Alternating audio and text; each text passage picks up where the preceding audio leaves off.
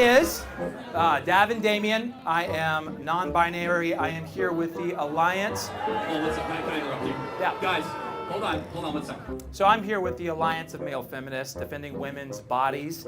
My main question is, why are you so obsessed with legislating women's bodies? I'm sure if I ask this question, the answer will be no. But you would say, does a mother have the right to kill her child? Not kill, but what I'm trying to raise awareness right now is that we need to abolish child neglect laws, because that forces women to use their bodies even with babies. We need to be as progressive consistent. That's why I've got this petition here to get people to see that we must abolish child neglect laws if we're going to be consistent that it really is her body and her choice. So I think you're doing a very...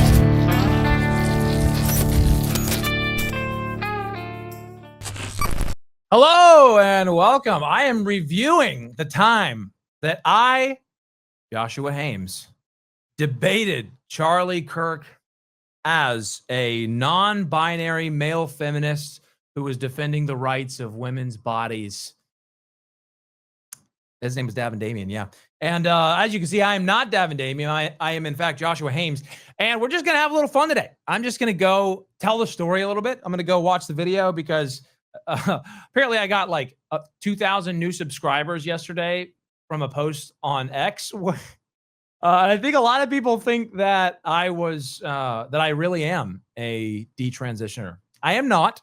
Though I played one on TV. Now I played a non-binary guy. So let's jump into it. The whole video here is really fun, but I'm just going to review my interactions with Kirk himself. All right, let's go over here. We're doing it live. Okay, so yeah, let's jump in here again. So yeah, basically I'm saying that it's her body, her choice. I think the great political issue of our time is to abolish child neglect laws, because we force women to use their bodies even outside the womb. So if it's her body, it should always be her choice, even outside the womb, inside the womb. Terrifying. And so, yeah, it's scary. I know. Yeah, I'm so scared. Yeah, and so to be clear, what's going on here is I'm performing what's called a reductio ad absurdum, where I am taking the logic of my opponent, pro-choice logic, to its logical conclusions, to its ends, and demonstrating that it's absurd, right? And so whenever women are saying my body, my choice, they don't really mean that, right? Because women still have to use their bodies to take care of babies after the womb. And in fact, they have to use their bodies more after they have the babies. They have to, yeah, their bodies are more enslaved to the child even after the womb. So we do force women to use their bodies to take care of babies. We do it when the babies are born, right? You can't just leave that baby to die. You're not permitted to do that. We will not permit it. And so I was using that to demonstrate that we shouldn't then allow women to, unalive babies in the womb. So anyway, that was the idea behind the shtick. And it was pretty wild. I had a petition to get child neglect laws banned, and people signed it. I was telling them women should be able to abandon their children and let them die because that's true bodily autonomy. It was nuts. So this was the first young lady I talked to, and she was very liberal, but at least she didn't go all the way, along that road with me. But you can see this. So if it's her, myself look like an idiot, like just, I trust you. oh, thank you. Yeah, I think she's the original kind of one who had to struggle with her identity. Do you have like a YouTube channel or something? Yeah, I do. Well, I guess I'm about to have one. I'm kind of working on it. This is. And I showed up late, and they saw how crazy I looked with my sign, and they were like, "Do you want to come to the front of the line?" To be clear, Charlie Kirk had no idea that I was doing this. Okay, I just showed up to see what would happen in character. And then I had other conversations with students. That was really, I was trying to do both. Do this thing with Charlie Kirk and then have these kind of conversations with students, hopefully to expose their hypocrisy in their life. Like my pilot. Yeah. Because, I mean, we're the ones who say her body, her choice. I disagree. I believe in pro-choice, but if you are decided to keep the child you give birth to, you have to take care of it. But why? It's her body. Like what? Because they created a life that, yes, I believe they can have the choice to abort in the womb, but once the the life is out of a woman's body. It is a completely different human that needs to be cared for. Well, why is it different just because it came out of the vagina? That's what I don't understand. Because once, like, that's when I believe, like, human, or, like, I believe that's when, like, human, not womanhood, but, like, personhood starts when you're born. When you're born. So, like, that's the thing. I mean, but think about this with me. Like, if the baby is in the mom, and then 10 minutes later, it's outside the mom, so we're still going to force that woman to use her body. What changed in the baby in that 10 minutes? The legal aspect of someone becoming a person, getting a social security number. Okay. But that's what I'm saying, is that those are unjust laws because they force women to use their bodies. Her idea of when someone becomes a person is when they get a social security number. So the government bestows upon you a soul. That's whenever you can not be unalived, is whenever you get a social security number. And she knows that. It's like the wheels are turning. These conversations are really important to have with people because they just don't think about it. They've been indoctrinated by a corrupt, demonic media establishment that has just fed them lies and, for years and years and years. So just having these kind of conversations, like I did this in character, obviously it was, a gag, but I've had these conversations as me with people, and it's really important because people just they're not taught to think logically, Look, I know women's mental health in the first 6 months. I mean, have you heard of postpartum depression? Yes. In the first 6 months, they go downhill, so many of them. And I know that they rethink, maybe I should have thought about taking care of the problem earlier. And so what I'm saying is, why would we force women to use we say, okay, I'm not going to force the woman to use her body. What's keeping her from giving the child up for adoption? Well, I think if she wants to do that, she should be allowed to do that, but she shouldn't be forced to do that. Because, I mean, think of all of the, let's say, shame that comes, like, when she's got to bring the baby in, and she's got to, like, look at the people in the eye and say, I'm giving up society just shames her. Yeah. And so I'm just saying, if she wanted to just leave the baby, it's just nature. It's natural. Like, let nature take its course. Like, survival of the fittest. That's what we believe, I thought. And so I just think it doesn't make sense for us to use the law to force women. They're like parasites. Little babies suck the life out of their mothers for so long. And so I'm not saying she should be allowed to kill them. I'm not saying that. I'm not saying, like, murder them. But I'm saying, like, just leave them, maybe, like, in a room or something like that. On her face. Yeah. Just leave them and let them die. That was what I was saying. And she was starting to put the pieces together, but whenever I finally just said it straight up to her, she was pretty disturbed by it. But she was also confronted with the reality that I was the extreme left in this case. I was the one taking her logic to its extreme ends. And she was disturbed, rightly disturbed. But that's why these conversations are so important, because they don't understand that the logic that they hold to leads to just wicked, demonic, evil ends. All right. So anyway, and this is, I think we jump right next to getting in front of Charlie Kirk. Because it's not on purpose. It's just like, okay, for example, this woman here, Crystal Candelario, March 2024. She went on vacation because her mental health was struggling. She left her 1-year-old at the house and the 1-year-old died. She is facing life in prison. And I'm saying, how can we force that woman to use her body by law? What do you mean use her body? She has to use her body to feed the baby, use her body to go to the work and provide a house for the baby. She chose to keep it. She chose to keep it, right. But what I'm saying is, we say her body, her choice. And that means we say when the baby's in the womb, we shouldn't force women to use their bodies. So what changes between in the womb and out of the womb? She still has to use her body. She still has to use her body. And even more so, if you ask a pregnant woman and then a mother, which was easier, taking care of the infant or the fetus in the womb, they're going to say the infant was harder. They're going to say that's what's more taxing for my mental health. That's what used my body even more than the thing. So how are we going to say that, we shouldn't force a woman to take care of babies while they're in the womb, but now we have to force them to do outside the womb? And you say, well, they've got laws and social security number. Well, that's what I'm saying needs to change, because we shouldn't force women to decline in their mental health. We shouldn't force women to use their bodies against their will. You can see her face. She is distraught. She's like putting the pieces together that, like, oh my gosh, this is where my position leads. And to hear someone say, like, it's one thing to hear the activist say, like, a fetus is like a parasite. It's another thing for the guy next to you to say the baby is a parasite when it's a human baby, but it was a human baby before, but now you're actually saying what they're saying just a few months later, right? Babies are not parasites at any stage of development. They're humans. I'm not saying that all And women just like they're nurturers. They're not, when they hear someone say that, it is repulsive to them. Deep in their core, they know that it's wrong, right? You can see on her face, she does not like what I'm saying. others would choose that. But I'm saying, like, this woman's going to prison for life just because she had mental health like struggles and she went on vacation. I don't see it. She needed a vacation. That's what she needed for her mental health. And so I just don't see how we can force women to use their bodies. I mean, I think if we're going to win this, we need to be consistent. So Charlie came out. I hear you. Yeah. Oh, yeah. Here's my visual. Hold on Here one we second. go. And I have a petition. Raise your hand if you're progressive. No?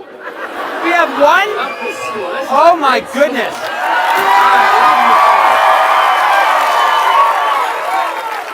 You don't have a lot of allies here. It's going to be a tough crowd. Well, my name is Davin Damien. I am non-binary. I am You here guys with like the my kind of gay movements that I was working on? I was a thespian, you know. I was a theater major for like 4 months in college. So here with the Alliance. Hold on one second. Can I interrupt you? Yeah. Guys, hold on one second. So we outnumber, what's your name again? I'm sorry. Davin Damien. Davin. We outnumber Davin. That's unusual on a college campus. However, let's do something that liberals never do to us. Let's give him, I think, courtesy. Courtesy. dude, Charlie was based for that. Oh my gosh. Let's give him that. Golly, what a legend. Him. Yeah, it's him. Dude, the fact that he wouldn't give in to the pronouns thing was so huge because there were so many people. I mean, at this point, the transformer ideology was on its way out anyway, but like just for everyone who stood firm on that and refused to give an inch on that, you have no idea how important that was. You have no idea how important that was. That we don't give them. How about that? Okay. So is everyone cool with that? So let's not heckle, let's not interrupt. Let's be the ambassadors for freedom of speech. Cool. Okay, please continue. I must say thank you. Thank you for that, Charlie. So I'm here with the Alliance of Male Feminists, defending women's bodies. My main question is, why are you so obsessed with legislating women's bodies? It seems like you've made it your life mission to remove the choice of the woman. And I just want to know why that is. Okay, so your advocacy is male feminists for women's bodies. Yeah, her body, So, her choice. Got it. So maybe we can come to some common ground then. Before we talk about abortion, would you then agree with our position as conservatives that biological women should not have to share locker rooms with biological men? Because your position is all about her body, her choice. I think for the sake of argument, I'll say yes. I'll say, okay, I'm okay with that. So let me then give you a further example. Okay. So therefore, you would agree that in sports settings, especially youth sports, but all sports, Tennessee's own Riley Gaines, for example, when she went to go compete at University of Pennsylvania and had to share a locker room with a biological man, that was wrong because her as a female should be able to have a private space without men coming in there, right? Frankly, I'm an old school feminist. And so when I think of all this trans stuff, I think it's kind of wrecked us a little bit. And so I don't think you'll trap me with that. I think I'm with you on that. My brain was working 1,000 miles an hour because I still wanted to do this character like once I was done with this with students. And so I'm getting into this debate and I'm like, oh no, he's gonna catch on, you know? And so as I'm doing it, he's like asking all these questions and I just wanted to talk about the abortion thing, but he's going into all this stuff and I'm like, oh no, how do I do this? And so this is what happened. By the way, I wish we had more people like yourself that were willing to speak out against the trans insanity. So you deserve credit for that. Yeah. And I mean that. Okay. Now, So we did find common ground on that. So now I want to actually approach the issue that you came here. So you're accusing me of wanting to legislate women's bodies. Okay, so do you mean legislate control over women? Yeah. Specifically with abortion? Taking away her right to choose. Yeah. Okay. Yeah. So I'm sure if I ask this question, the answer will be no. But you would say, does a mother have the right to kill her child? Not kill, but what I'm trying to raise awareness right now is that we need to abolish child neglect laws, because that forces women to use their bodies even with babies. Now, I'm not saying they should be allowed to kill babies, but I'm saying they should be allowed to let nature just take its course. For example, I'm just saying. This is where I made my mistake. I should have let him say something. Maybe I could have gone a little bit longer if I had let him speak instead of me speaking. We are saying that it's survival of the fittest. And what I'm saying is I think that the MAGA fascists, I think you all are winning because you at least are trying to be consistent on the life issue. But what I'm saying is we need to be as progressive consistent. That's why I've got this petition here to get people to see that we must abolish child neglect laws if we're going to be consistent that it really is her body and her choice. And that's whenever he found me out. There is no leftist on the planet who is capable of being logically consistent, except for maybe Nietzsche. No, it just doesn't happen. It just doesn't happen. There's no leftists are constitutionally incapable of it. So he knew I was exposed right there. As soon as I said I was trying to be consistent, he was like, nah, this dude's not a leftist. I think you're doing a very good job exposing the hypocrisy of left. I could tell that this is a shtick. And I will say, it's very effective. And I tend to agree with where you're trying to go. What they, them, whatever, they're saying is the following, which is to abolish child neglect laws is the furthest extrapolation of a pro-abortion view. Well, that's consistent. Of course. No, and I don't know what you actually believe, but your satire can sometimes lead you towards truth. And you should show show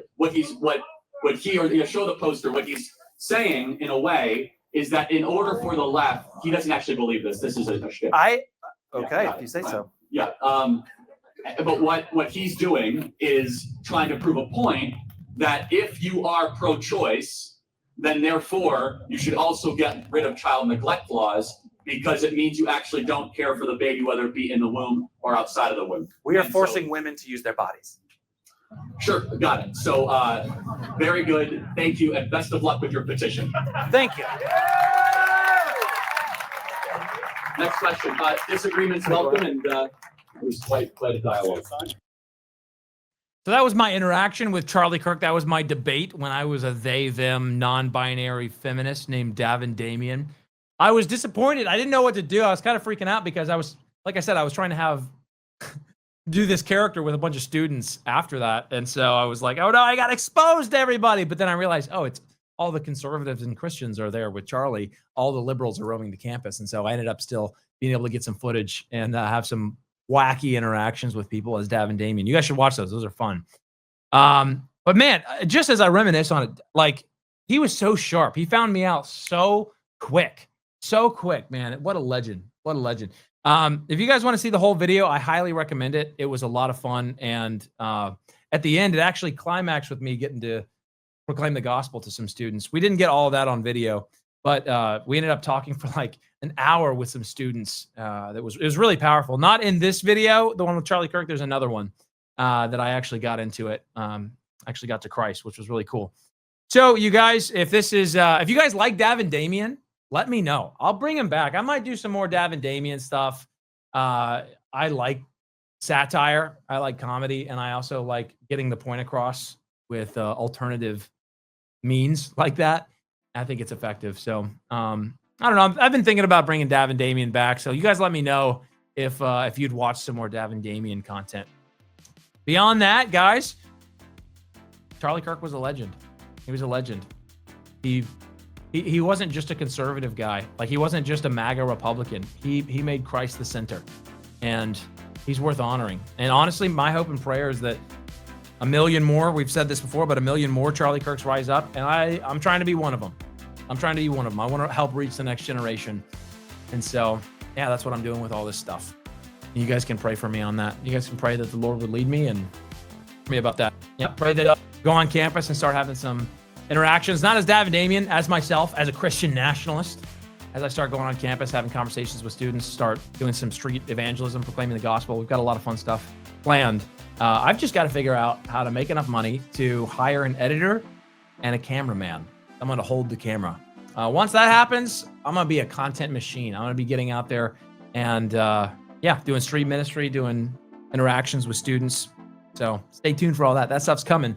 And you guys, my hope and prayer for you is that all the content I make will point you to the Lord Jesus Christ, because Christ is King. And I want you guys to get out there and build, defend, and expand the kingdom of our Lord Jesus Christ.